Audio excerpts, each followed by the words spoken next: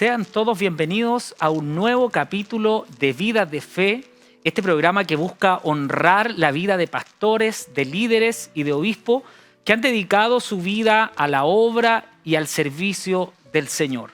Una frase de un autor anónimo dice: en la vida no se cuentan los pasos que das, sino que las huellas que tú dejas.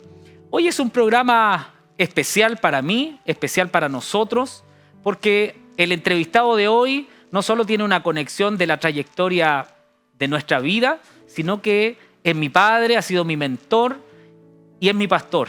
Por lo tanto, sin más preámbulo y para tener una tremenda conversación, quiero presentar a nuestro obispo Roberto López. Bueno, muchas gracias, Robert, te voy a decir como te digo siempre, por esta invitación a un programa que sin duda tiene mucha trascendencia en el sentido de que se entrevistan hombres que tienen una larga trayectoria. Y yo les doy gracias por el reconocimiento, por la invitación al equipo técnico, a la producción. Y bueno, aquí vamos a conversar de todo. Sin duda, obispo, y gracias por estar con nosotros y toda la gente que nos está viendo de este programa que se ha transformado en una honra también a los obispos y pastores que llevan toda una vida, obispo Roberto, en el servicio de la obra. Y partiendo por eso, un poco esta primera etapa, conversar de que las cosas que uno ve, el obispo que vemos sentado aquí probablemente hace 30, hace 40, hace 50 años atrás, era todo muy diferente, había muchas más inseguridades que certeza. Y preguntarle por sus padres, obispo. Nuestro querido abuelo Luis López Valenzuela, oriundo de qué ciudad, de dónde fueron sus inicios, querido. Bueno, mi padre era oriundo de Temuco, Labranza, ¿ya?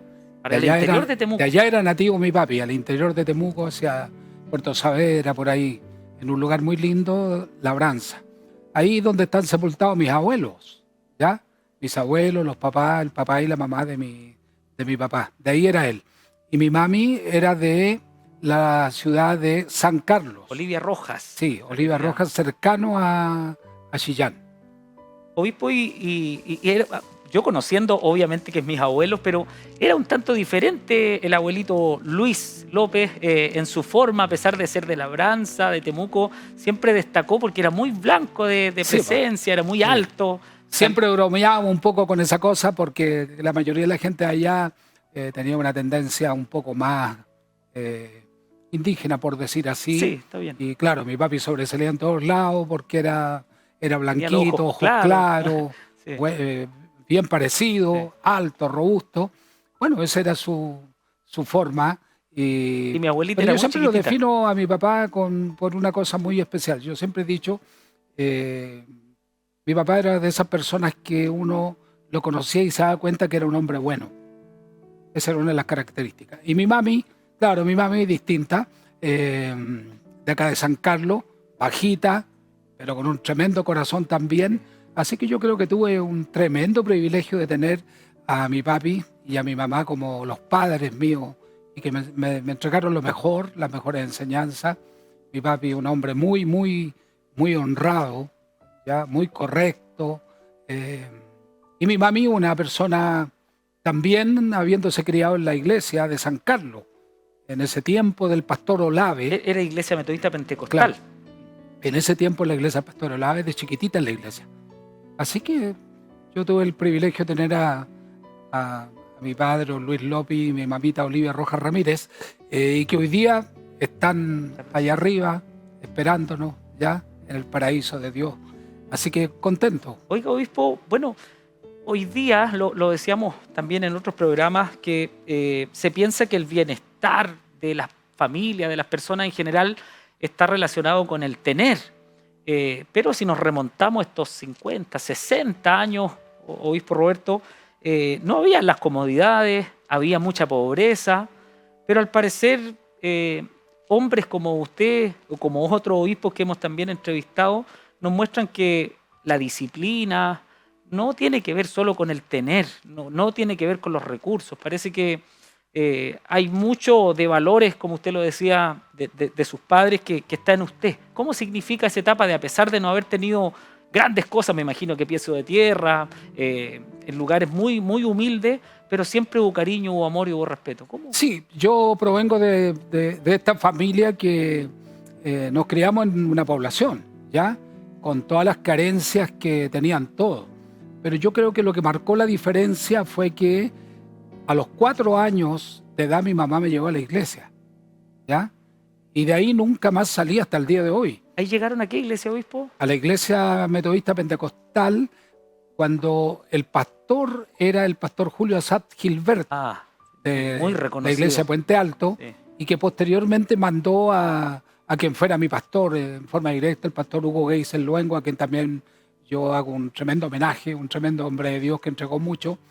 Y cuando se constituye la iglesia acá en la población San Rafael, porque a mi pastor lo nombra el pastor, ahí nosotros empezamos a congregarnos acá, pero antes nos llevaban en un camión a Puente Alto y participamos. Tengo en mi mente los servicios en los que participamos, aunque era muy niño, mucha gente, la gente llena del Espíritu Santo, con manifestaciones carismáticas tremendas, de ahí. Ahora, con respecto a la vida que llevamos nosotros desde niños, mi padre siempre fue un trabajador, un obrero, no alcanzaba para vivir y para vestirnos de forma modesta, pero vuelvo a repetir que lo que cambió, a lo menos mi sentido, lo que cambió mi vida fue que mi mami me llevó a los 4 años a la iglesia y ahí, claro, hubo un cambio.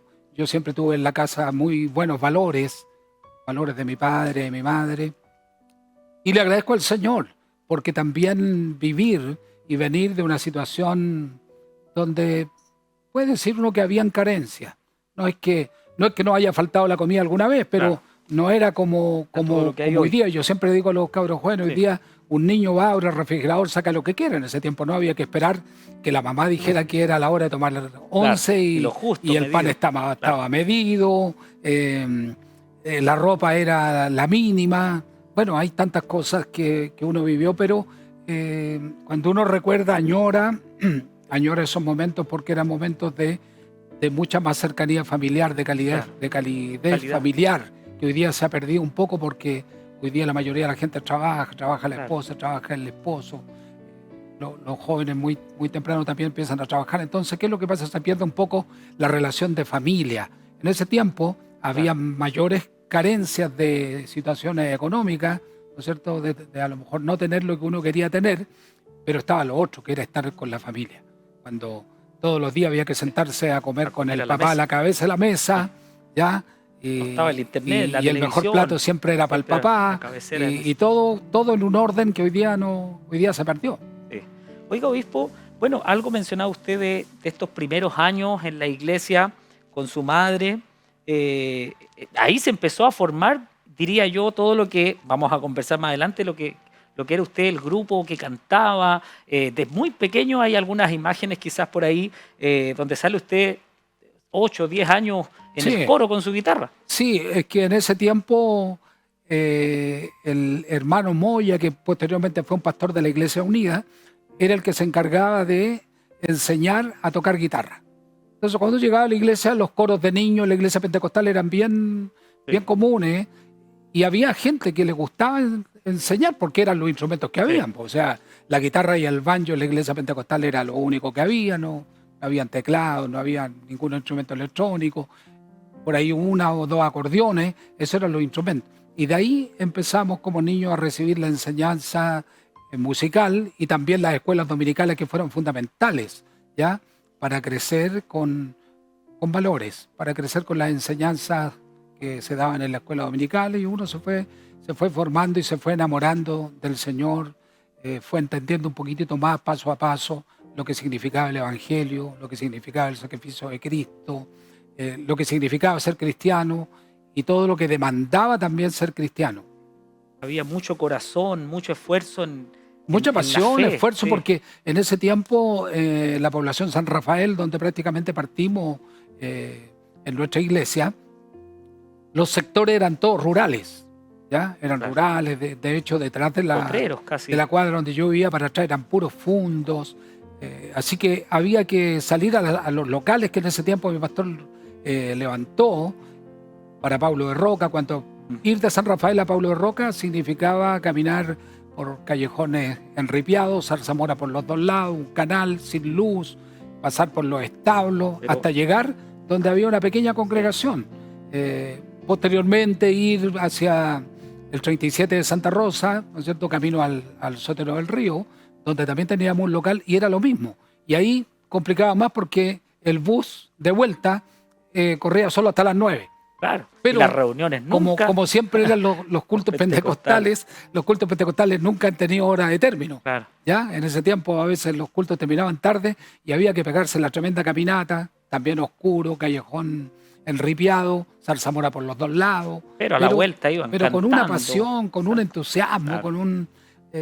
eran tiempos muy lindos, tiempos muy lindos. Oiga, obispo, hay una historia que me gustaría que se pudiera conversar porque quizás hoy se ha perdido esa obra del Espíritu Santo que a veces creemos en las manifestaciones del Señor y del Espíritu Santo, pero cuando se oraba por algo y esto de repente sucedía de forma milagrosa, que tiene que ver con la historia de conversión de su padre, porque en estricto rigor usted caminaba durante unos años solito con su mamá. 20 años. 20 años, y en ese tiempo era la oración para que llegara su sí. padre, pero llegó el momento. No sé si nos Sí, puedes contar. llegó el momento y fue un momento muy, muy especial porque fue cuando yo estaba prácticamente, mi padre llega en la noche, voy a relatar, llega en la noche de una actividad que lo había mandado de la empresa, que en ese tiempo era Yarur, hoy día Ya. después fue Machaza, hoy día ya no Textil, existe. eran textil. Una empresa textil y mi papi llevaba tantos años ahí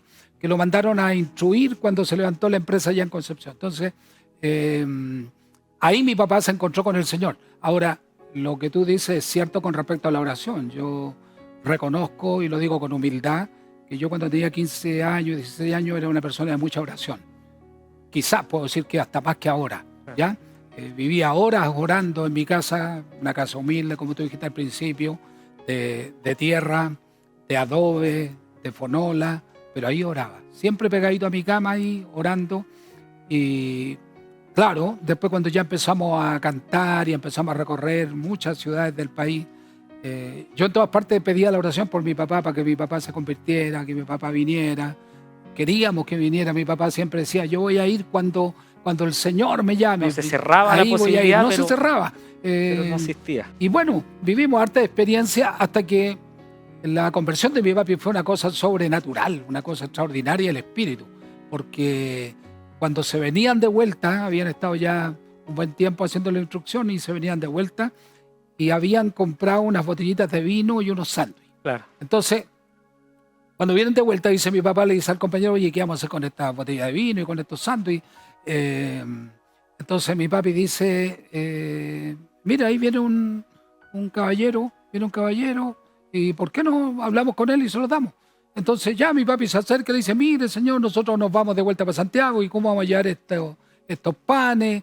Y el caballero le dice, sí, bueno, muchas gracias. Y ahí mi papi le dice, pero también tenemos este vinito que también nos sobró. Y ahí le dice, no, el vino no, le dice el caballero, porque yo soy cristiano. Y ahí cuando le dice eso, Caló en el- se le metió aquí el Señor, el Espíritu Santo a mi papi, de una manera tan extraordinaria que cuando él contaba esta historia verídica, real, que le tocó vivir a él, dice que fue como que cambió todo, como que una película, empezó a ver todo más hermoso, dice que miraba los árboles, miraba para allá, una cosa tremenda. Milagro de la conversión. Y lo que no puedo dejar de decir que esa noche, cuando mi papi viene llegando, yo me estoy por ir a... Ustedes no sabían nada de lo que había pasado. Claro, ¿no? no sabía nada.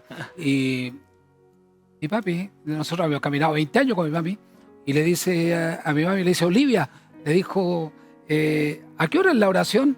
Entonces mi mami empezó a mirar raro al tiro, ¿cómo a qué hora es la Que oración? no era verdad. Sí, pues, y todavía está el compadre llevando la oración, que era mi tío, que Claro. fue después el pastor Rivera.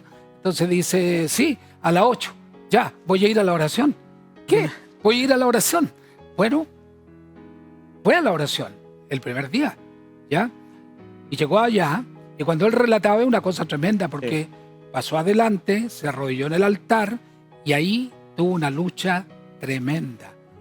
Dice mi papi que literalmente él sentía que lo agarraban de las piernas para sacarlo de ahí. Lucha. Era el diablo con toda su potencia tratando de sacarlo de ahí, pero no, perseveró. Ay, dice, aguanté ahí cuando él contaba. Bueno, en ese tiempo teníamos la costumbre que salíamos, había oración, después de la oración iba a tomar desayuno a la casa los hermanos y a las 9 de la mañana, 9 de la mañana era el punto de la escuela dominical. Punto, claro. Entonces, vuelve mi papi de la oración y mi mamá todavía está acostadita, le dice, Olivia, le dice, ¿hay desayuno? Sí, le dice, ¿por qué? No, porque voy a ir al punto de predicación. Y era- ¿Cómo? ¿Cómo le dijo? Voy a ir al punto de predicación. Y por esas cosas de la vida, el punto de predicación era justo en la esquina donde vivíamos nosotros. Ay, Así todos que lo mi papi conocían. tomó desayuno y partió al punto. Partió al punto de predicación. Y los hermanos algo lo ubicaban porque mi papá, aquí hay cosas que son tremendas. La actitud de los pastores tiene Sí. un tremendo valor. Sí. Porque mi pastor, quien fue mi padre espiritual también, Pastor Hugo. cuando nosotros íbamos en el punto de predicación, a veces mi papá estaba con los amigos en la esquina, ¿ya? Estaban ahí tomándose su cerveza y cosas. Y mi pastor tenía la costumbre de tomar a los curados y los metía a la fila y los llevaba del brazo. Ya mi papi lo tomó todas estas veces. Llegábamos a la iglesia, lo arrodillamos a entregar al punto y en ese que nos arrodillamos a entregar al punto, ¡pum! Mi Salía. papi se mandaba a cambiar. Y ese día, claro, ese primer día, no solo fue la oración, sino que llega al punto de predicación y los hermanos, como ya lo ubicaban, le dicen, hermano, usted adelante. Primera vez que iba en la misma calle donde vivía, donde lo veían los vecinos transitar, curados, a veces a las 4 o 5 de la mañana cantando canciones mexicanas, y ahí mi papi sale adelante y dice, ¿por qué de tal manera? Ese fue el texto que lo... Y ese lo habrá aprendido, escuchado, Dios se lo Claro, lanzó. porque no escuchaba a nosotros. En ese tiempo escuchábamos la música de los hermanos Alvarado. Sí, digamos. las mexicanas. Esa era la música que escuchábamos. Así que mi papi se sabía algunos textos porque los escuchaba. Pero esa valentía para salir y dar Esa un valentía paso. Y de ese día mi papi caminó más de 30 años en el Evangelio. Uno más de los de 30 oficiales de mérito suyo después Claro, de su relación, porque usted fue pastor. Claro, y después cuando yo llego a ser pastor también es tremendo porque uno, a lo mejor esto le va a servir a alguien. Cuando yo llegué a ser pastor y el primer mes que mi papi viene y viene a entregarme el diezmo, ¿ya? Me viene a entregar el diezmo. Entonces yo lo quedo mirando y le digo, no, ¿cómo va a entregar el diezmo usted si usted es mi papá? Entonces mi papi dice, no, esto es lo del Señor y usted tiene que recibirlo. Y sabe, mi papá nunca dejó de dar su diezmo los 30 años que estuvo en la iglesia. Nunca. Hombre, es correcto. Todos los meses con una fidelidad tremenda. Así que bueno, hay mucha historia, pero la conversión de mi papi fue una cosa extraordinaria porque mi papi, por ejemplo, se podía fumar 2 cajetillas de cigarro en el día, los fines de semana, era un hombre muy responsable con el trabajo. Sí. ¿Ya? Muy responsable, mi papi fue siempre muy responsable. Pero los fines de semana era cuando se juntaba con los amigos y por allá y por acá y yo acostadito en la cama con mi mami ahí esperando que llegara y de repente a las 3, 4 de la mañana y sentíamos que venía por allá porque venía cantando mexicano, todos sabían que era mi papi, que le decían finalmente como en forma de cariño el Guacho López, viene ya, Así viene lo el Guacho López. conocían en el Y yo barrio. en la cama siempre clamaba y decía, Señor, que no le vaya a pasar nada, que no le vayan a pegar por ahí, y llegaba. Y su conversión fue tan radical, así pero radical. Que solo Dios lo puede ¿ya? hacer. Dios escuchó nuestras oraciones. Por eso yo siempre decía con mi mamá, oramos más de 20 años por él. Sí. Y el Señor los trajo. Quizá hay alguien que está en la misma situación hoy, pues sin duda es no dejar de orar. No, dejar por de supuesto, orar. yo creo que la oración es un arma poderosa. Ahora Dios tiene sus tiempos. Sí. Dios marca los tiempos. Yo creo que mi papi llegó en el mejor momento de su vida después de vivir también una situación muy difícil, Claro. ¿ya? Una situación muy difícil que vivió mi papá. Pero el Señor lo tenía Sí. en su plan y lo llamó en su momento.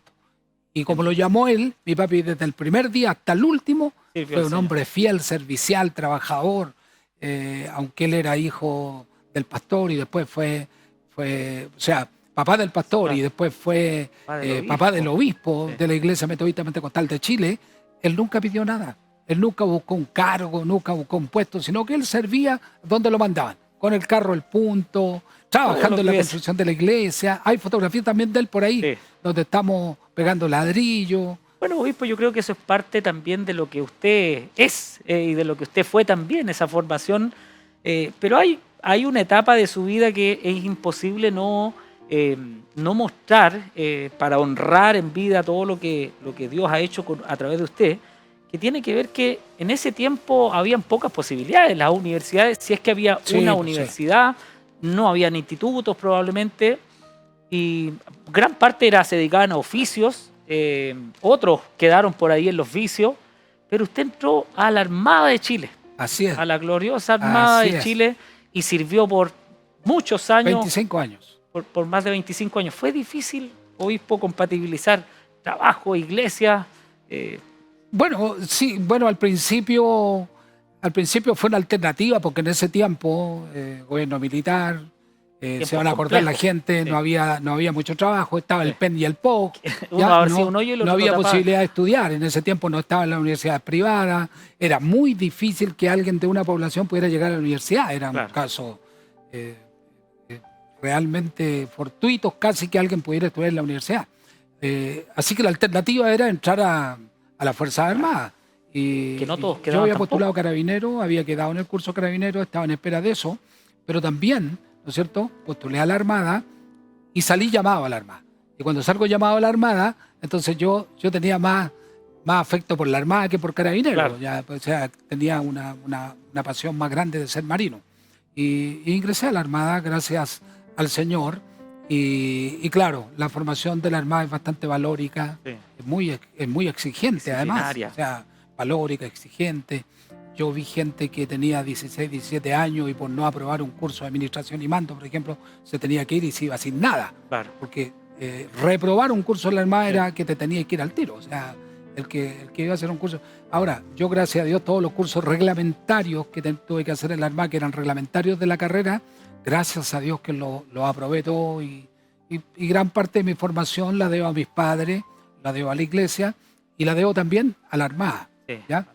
No, y sin duda fueron estos 20 y tantos años cumpliendo en estas dos labores. 17 años hice las dos cosas. Claro, difícil, pero 17 se pudo años hacer. seguí en la institución. La familia, la iglesia. Y claro, en ese tiempo todavía en la iglesia se exigía que uno debiera dedicarse por completo al ministerio. Claro. Entonces, como yo había tenido la experiencia de la muerte de mi pastor, una muerte, digo yo, prematura a los 52 años, un gran hombre de Dios, pero que a los 52 años enferma, un cáncer terminal, y nuestro pastor se nos fue. Fue Claro. duro, para mí fue tremendamente duro. Pastor Hugo Geisel. Hugo Geisel. Fue duro porque mi pastor era como mi papá. Yo tengo los recuerdos de él de cuando yo era niñito y él en las navidades nos repartía dulces. Bueno, y después, tú sabes, me casé con tu mamá, que era Sí, hija del con pastor. Isabelica Geisel. Y claro, el tema con el pastor y el tema con la institución fue que eso generó que cuando yo voy a ser presentado, yo digo, sí, ya, acepto, porque a mí me propuso mi suegra, Claro. la pastora me Marta. propuso, y digo, ya, sí, acepto, pero yo no voy a dejar de trabajar.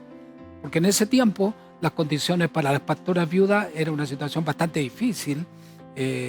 La mayoría quedaba sin ningún recurso, Sí. sin pensión, y yo siempre dije, yo no quiero eso ni para mi esposa ni para mis hijos.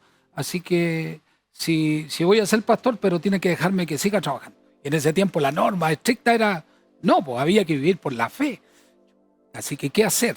Así que cuando el Tribunal Eclesiástico, Comisión de Orden, Ascenso y Disciplina en ese tiempo, me llaman para entrevistarme y todo, y yo digo esto mismo, que no. Entonces me dicen, ¿pero por qué? Y relato. Entonces me dicen, entonces no va a poder ser presentado o ser ungido en la conferencia. Bueno, le dije, no, tendría que no ser nomás. Y hay uno de los pastores, no me acuerdo todavía quién fue, si fue el pastor de Chillán, me dice, ahora la única alternativa es que usted hablara con mi obispo. Bueno, yo el obispo Y que lo no había era visto fácil una en o ese dos tiempo, veces, claro. y le digo, claro, sí, sería. ¿Qué Así obispo que era? Era el obispo Javier Vázquez Valdés. Vázquez. Y esto es interesante también porque es una cosa del Señor, como el Señor va guiando los procesos Claro. en la vida. Voy a hablar con mi obispo y me escucha, y le digo las razones que había dado la comisión, y le digo, por esta razón mi suegro murió, mi suegra quedó sin nada, Mi suegro era un comerciante, mi suegro aportó mucho, le heredó más de 10 propiedades tremendas a la Corporación Iglesia Metodista Pentecostal de Chile, pero cuando murió mi suegra quedó sin nada. Claro. Nada. Entonces le comento a mi obispo, le digo, mi obispo, yo por eso yo no quiero lo mismo para mi esposa del día de mañana me pase algo y que quedara en esa condición. Entonces mi obispo me toma el brazo así y me dice, ya mijito, hijito, el Señor le va a decir cuándo se tiene que retirar. Mire, esas palabras fueron una palabra profética tremenda, ¿ya? Porque después de 25 años, cuando cumplo 25 años en la Marina, en el mejor momento de mi carrera, ¿ya? Yo había quedado a cargo de una unidad en ese tiempo. Era el mejor momento. Era el mejor momento porque también es tan significativo cuando uno pasa de la chompa. Voy a hablar de la chompa, que es el traje marinero que la mayoría reconoce, con la gorra blanca, aquí. Pasa ahora con corbata, con todo eso. Yo estaba en mi mejor tiempo. Había terminado mi último curso en la escuela de armamento, que era el curso de administración y mando. Había aprobado. Me quedaban de ahí, no sé, 5 años para ascender al grado superior, que habría sido posiblemente suboficial mayor. Y en ese momento que las responsabilidades ministeriales hacen que tenga que tomar una decisión, que es decir, hasta aquí no me llego, tengo que retirarme. ¿Para qué decir lo que mi jefe me decía? ¿Para qué decir todas las oportunidades que dejé? Porque me decidí a retirarme y dedicarme por completo al ministerio. Una difícil decisión.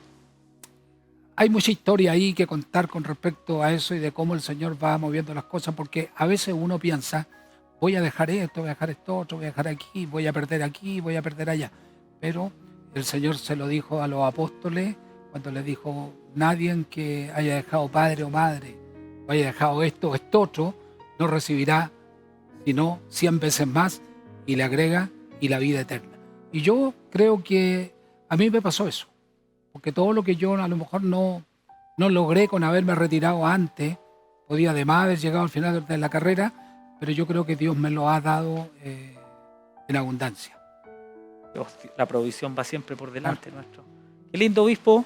Bueno, usted se pregunta cómo este buen momento, esta buena conversación se da, y queremos destacar hoy día, como todos los programas, nuestro querido auspiciador Café Paula San Miguel, que nos acompaña siempre con estos pastelitos, este rico café, ¿verdad, obispo? Es un tremendo auspiciador, así que lo destacamos. Y solo vamos a ir a una pausa comercial, pero antes de eso, solo darle un dato. Usted sabe que el obispo Roberto es uno de los obispos que firma para los evangélicos contemporáneos. El día 31 de octubre es el Día Nacional de las Iglesias Evangélicas. Bueno, nuestro obispo Roberto está dentro de ese documento que se firmó hace algunos años atrás con la presidenta en ese entonces, Michelle Bachelet. De esto vamos a conversar a la vuelta. No se vaya, vamos y volvemos.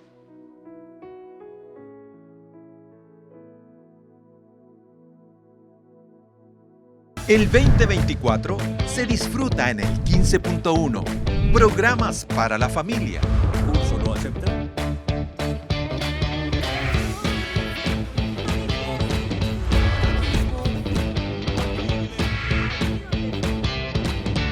Educación cristiana.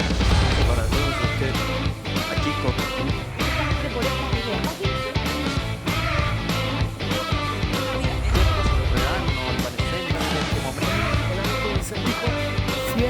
Programas para compartir.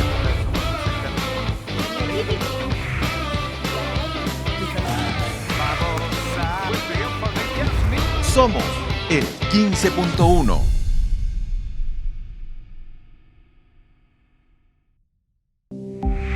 ¿Quieres ser parte de nuestros colaboradores? Ofrenda en nuestra cuenta ONG Enlace Solidario. RUT 65.380.500-4. Banco Estado. Cuenta corriente. Somos el 15.1. Visita nuestra página web www.15uno.cl.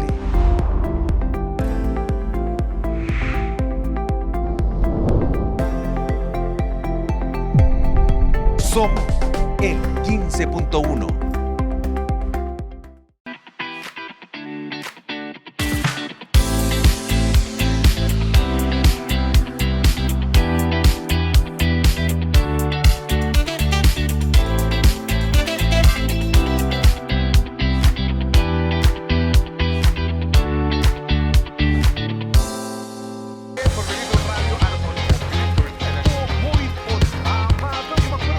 Radio TV, música, recuerdos y una grata compañía.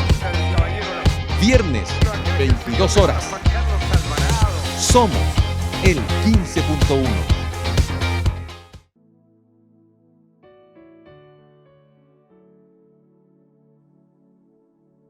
Bueno, y continuamos en este programa Vidas de Fe. Habíamos dejado un tema ya instalado antes del corte que tenía que ver con qué relación tiene nuestro obispo Roberto López, nuestro invitado, con el día de la celebración de las iglesias evangélicas. Pero vamos a tener que esperar un minutito más porque parte de la vida y trayectoria de nuestro obispo Roberto también se relaciona con la influencia en el liderazgo nacional, internacional y el haber sido obispo de la Corporación Iglesia Metodista Pentecostal de Chile, la que tiene personalidad jurídica de 1929, la histórica iglesia. 30 de septiembre de 1929. ¿Cómo fue, obispo, ese tiempo, ese momento? A veces pasan cosas que uno no quisiera, porque uno hace todos los esfuerzos por evitar. Por la unidad, claro. Y yo tengo esa plena tranquilidad, en el sentido que hice todos los esfuerzos por evitar un rompimiento, como ha pasado muchas veces en la Iglesia Metodista Pentecostal, que es como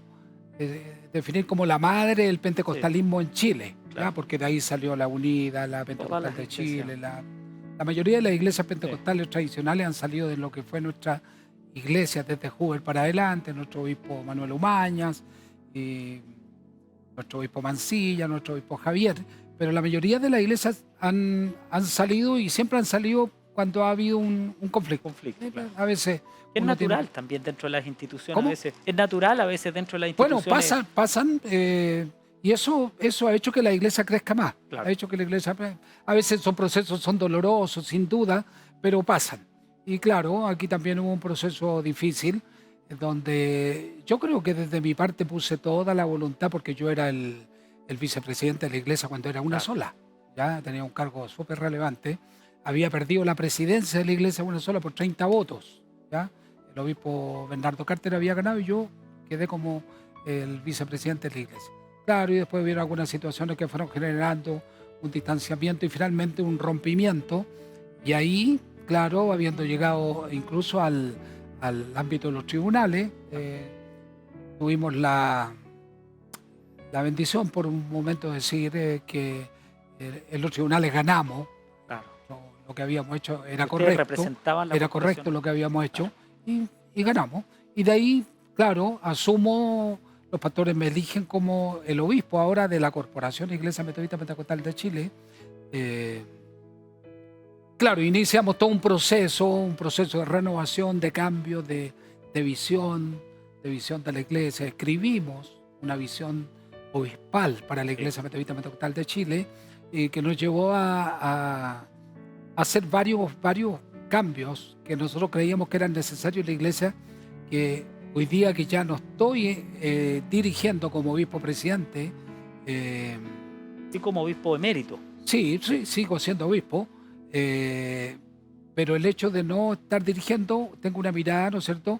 Y me doy cuenta de lo importante que fue las decisiones que tomamos y la visión de iglesia que traíamos un grupo de pastores que no estábamos equivocados. ¿Ya? Sí. No estábamos equivocados y eso ha hecho que hoy día nuestra iglesia, Corporación de Derecho Privado, que dirige nuestro obispo Luis Quesada hoy día, sea una iglesia intocable, claro. Un sector de alguna ciudad, de alguna población. No podía haber otro pastor de la Iglesia Metodista Pentecostal, pero con esto, eso cambió radicalmente. A una visión de reino. Obispo. Claro, con una visión de reino tremenda, que fue parte de lo que yo aprendí en el tema del seminario del Instituto Bíblico Pentecostal y también de este curso donde postularon 83 pastores, obispos, líderes de Latinoamérica y solo quedamos 23. 23 personas. Oiga, obispo, hay algo que lo conversábamos someramente, pero me gustaría profundizar también en eso, que tiene que ver con una cosa, bueno, todo el primer bloque hablamos de la infancia, de todo el tema de la juventud hasta el subpastorado, ahora estamos tocando el tema del obispado, pero no necesariamente eso tiene que ver con la iglesia hacia afuera. Me explico, en términos del liderazgo en el país, obispo, y ahí es donde lo anunciábamos al inicio de cómo se llega a estos acuerdos también con donde el evangelio o líderes evangélicos relacionados con el Estado, más que con la política, con el Estado, o la política, como usted lo dijo en uno de los Tedeum, con P mayúscula, Con P ¿verdad? mayúscula, Con las sí. cosas que son necesarias para la gente.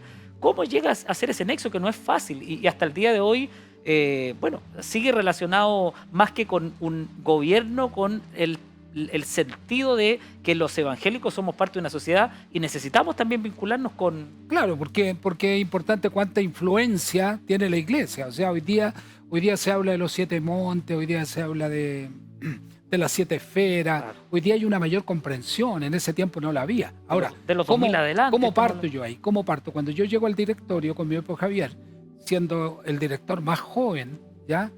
Que hasta ese tiempo tenía la iglesia,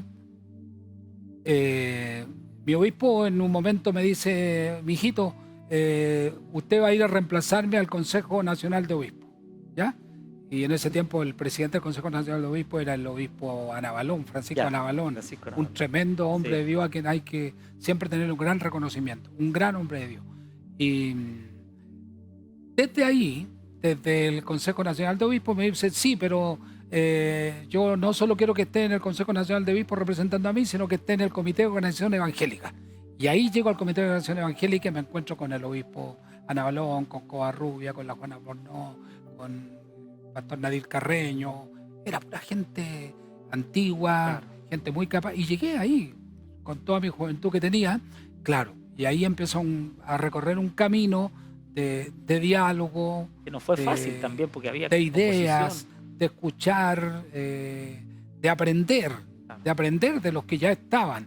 Bueno, y nunca más salí de ahí hasta el día de hoy, ¿ya? Y me di cuenta lo importante que era que la iglesia tuviera diálogo, ¿ya? Entonces, el tema de la ley de culto genera que la iglesia no puede estar hacia adentro solamente, Claro. sino que la iglesia tiene que salir hacia afuera Somos y tiene parte que de una construir sociedad. relaciones con todas las instituciones que se requieran, y también tiene que tener un diálogo con el gobierno, Claro. con el Estado de Chile.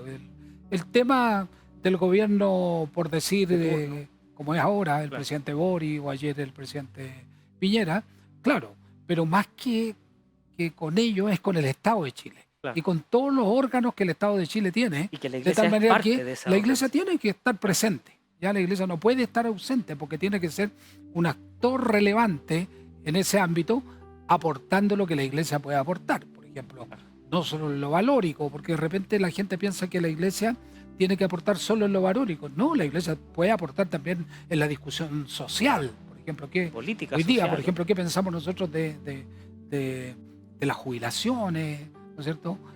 ¿Cómo contribuimos a que eso de alguna manera tenga una mejora? Bueno, pero para eso hay que lograr un grado de influencia que sea reconocido por los actores políticos, por Que el no se logra del gobierno, día a la mañana. que sea reconocido por tus pares, que tú lograste un grado de influencia. Claro. Y yo creo que por la gracia y la misericordia de Dios, yo creo que yo lo logré, tener un cierto grado de influencia. Por eso cada vez que hay algo que se relacione con cualquiera de estos temas, me llaman. Claro. Y ya estuve con el presidente Frey, el presidente Lago, la presidenta Bachelet, con quien tuve una muy buena relación, Sí. con Piñera, y hoy día no tengo ningún problema. Si hubiera que conversar, dialogar acerca de diferentes aspectos con el presidente Boric. Bueno, eso estuvo en el último Tedeum también, estuvo Sí. presente el Estuve en presidente el Boric. último tema. Entonces, yo creo que esto de la influencia se va ganando, ¿ya? Se va construyendo, y en la medida que tú eres creíble, la gente te va valorando y uno va pudiendo contribuir en ese sentido. Por eso a mí me hace mucho sentido las 7 esferas. Sí. Nosotros nos criamos en una iglesia donde era malo jugar a la pelota, era malo ir a ver una película, era malo esto, era malo esto otro, todo era malo, ¿ya?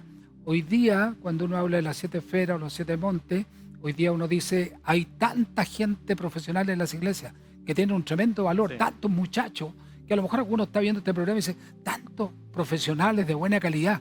Y no solamente profesionales, sino gente con carácter, con un carácter que ha sido formado Y que aman a en las Dios. iglesias, en las congregaciones. Entonces, esa gente tiene un tremendo valor. Cuando se habla de las 7 esferas, obviamente que estamos hablando de la política, de las De la artes, política, del arte, de todas las esferas que son de influencia de la en la sociedad. música, de todo, de todo. La premisa es que en todas partes, y aquí hago una mención, Bueno, fue como el primer programa que grabamos, en claro. todas partes hay un cristiano, Claro. claro. Ahora, ¿cuál es el valor que tiene esto? Que son muy buenos profesionales, pero además tienen carácter. Claro. Un carácter que ha sido formado a la luz de la palabra, ¿no es cierto? Bajo un mentor, un pastor, ¿no es cierto? Que los ha mentoreado, que los discipuló y que hoy día pueden hacer un tremendo aporte, que la iglesia puede seguir haciendo para nuestro país. Pero que no nos reconozcan simplemente porque vamos a ir a Porque estamos en discutir las calles. simplemente el tema valórico. claro. No, para nosotros el tema valórico, desprendido desde la Escritura, tiene un tremendo valor, Sí. pero también nos interesa lo Y social. podemos ser propositivos, podemos nosotros Claro. también Sí. movilizar también. Sí, sí. Oiga, obispo, bueno, vamos a comentarse.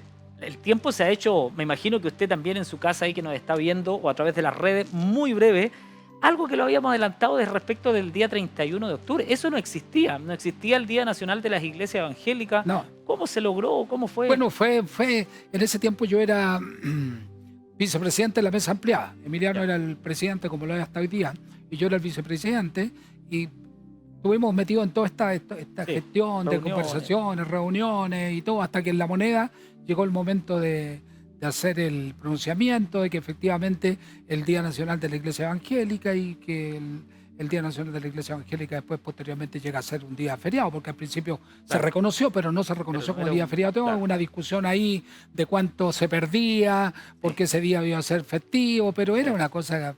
era hay fácil. tantos festivos que finalmente no era esa la discusión, no querían, pero finalmente se hizo. Y claro, yo con el obispo Emiliano somos firmantes de ese documento, ¿ya? Importante Históricamente, documento. claro, históricamente donde se establece el Día Nacional de la Iglesia Evangélica Protestante en Chile. Que hoy día es reconocido. Que hoy Como día un lo conocemos reconocimiento a la claro. labor de la Iglesia, porque yo creo que en la gente, en las instituciones, hay un reconocimiento al trabajo de la Iglesia. Hay un reconocimiento. Yo creo que la Iglesia tiene que abrirse un poquitito más sin dejar de desconocer lo valórico. ¿Qué pensamos nosotros con respecto al matrimonio? ¿Qué pensamos nosotros con respecto al aborto? ¿Qué pensamos con respecto a otras cosas que están en el ámbito valórico? Pero no solo eso, sino que cuánto nos interesamos también porque la distribución de la riqueza sea mejor, Claro. el bien común, que las pensiones se mejoren, cómo Sí. contribuir también a eso y ser un Agente actor, activo. un grupo influyente para que estas cosas puedan mejorar también en el país. Oiga, obispo, bueno, dentro de eso, preguntarle cuál fue una de las situaciones más complejas que le tocó abordar como obispo en su trayectoria en general. ¿Cuál es uno de los problemas más complejos que tenemos tanto en nuestra iglesia como estructura, en nuestra iglesia como corporación, no particularmente una, sino que en general, ¿qué nos falta? Bueno, yo creo que un poquito, volviendo a lo que estaba diciendo, nos falta un poquitito más entender el tema de que, si bien es cierto, nuestra patria, nuestro destino final está en los cielos, pero tenemos los pies puestos sobre la tierra, somos ciudadanos. Y también el reino se construye, ¿no es cierto?, desde esta tierra también. Ya construir el reino significa ir abordando muchas situaciones que son parte del reino de Dios, como la justicia, como la verdad y tantas Valores cosas que son transversales. realmente esenciales que uno las entienda. Y esas cosas cuestan. Y en el ámbito como obispo, como pastor, el traspaso de una visión, ¿ya? cómo a veces el traspaso de una visión genera quiebres, ¿ya? Porque no toda la gente entiende lo mismo. Entonces, tener esa capacidad de convencer a tus pares de que es necesario un seminario, que es necesario reconocer el ministerio de la mujer, que es necesario darle el espacio a los jóvenes, que es necesario desarrollar un proyecto de plantación de iglesia nacional, internacional, ¿ya? Que es necesario invertir en misiones. Todas esas cosas son parte de una visión, ¿no es cierto?, que uno recibe del Señor, la trae y que hay que implantarla. Y ahí es donde están las mayores dificultades. Están las mayores dificultades. Obispo, nos quedan solo 3 minutos para finalizar este programa que se ha pasado muy rápido, hemos conversado muchas cosas. Me gustaría hacer esta última pregunta en estos 3 minutos que nos quedan de cómo le gustaría, obispo, con este programa que tiene un sentido de homenaje, de reconocimiento, que lo recordaran las generaciones que vienen. ¿Cómo le gustaría ser recordado? ¿Por qué cosa? Bueno, a lo mejor aquí me pongo sentimental, pero simplemente, como le he pedido a ustedes, siendo mis hijos, que el día que parta, en mi lápida, solo diga, alcancé salvación.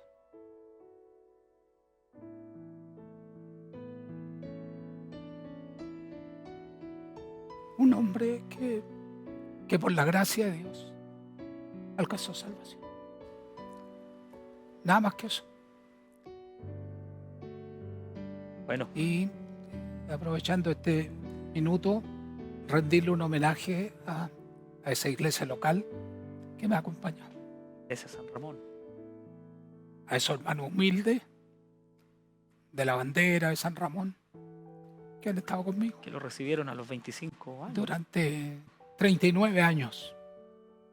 Un homenaje a quien fue mi primera esposa, la diaconisa Élica, y un homenaje también a la que hoy día es mi esposa, Sí. que me está acompañando en esta, yo digo en esta segunda etapa de mi Sí. ministerio. Un homenaje a ella también porque no ha sido fácil para ella, Sí. difícil. Había como lo que yo sentía cuando yo llegué a ser el pastor y yo miraba a mi pastor, decía, "Chuta, tremenda sombra que tengo". Ujú, Claro, son cosas que uno las vive. ujú. Así que agradecerte a ti también, Robert, agradecer que me han dado la oportunidad de estar aquí para contar un poco las cosas que uno vive, darle gracias al Señor. Después de toda la experiencia que uno vive, que hay experiencias mucho más dramáticas, tú las Sí. conoces, que no se pueden contar, pero en el sentido de decir, después de 39 años de ministerio, solo decir que si estoy en pie es por la gracia de Dios. Y espero terminar bien, Así va a ser. espero terminar bien. Así que muchas gracias. Bueno, obispo, nosotros agradecerle también, y todos, a nombre de todos los que están ahí, agradecer. Usted decía un homenaje a los pastores que antecedieron, a toda la gente que lo acompañó, a esa iglesia local, pero nosotros como Vidas de Fe, con el equipo de producción, de dirección que está ahí, todo el canal en general, también queremos rendirle un homenaje. Por eso le voy a pedir que nos pongamos de pie, y como en los programas que ya hemos tenido, damos este presente que es simbólico, que es a nombre del canal, de nuestro programa Vidas de Fe, y también aquí contiene todo el cariño de todas las personas que sin duda lo han acompañado siempre, y el cariño nuestro. Gracias, obispo, por todos estos años de servicio a la iglesia, y que Dios de todos los años que vengan también para el servicio y la iglesia del Señor. Así que este presente Muchas para gracias, usted, obispo. muchas gracias. Va a estar colocado en el mejor lugar, ¿ya? Así es. Así que, bueno, en este tono, obispo, agradecerle, nos estamos despidiendo de este programa. No se pierda, no se separe de este canal porque hay muchos otros programas y programaciones, pero nos vamos a reencontrar nosotros esta próxima semana con otro obispo, con grandes historias, acompañado de nuestro Café Paula, pero por supuesto con cada uno de ustedes como auditores y televisores que nos están viendo a través de la pantalla. Muchas gracias y nos vemos en otro programa de Vidas de Fe. Muchas bendiciones.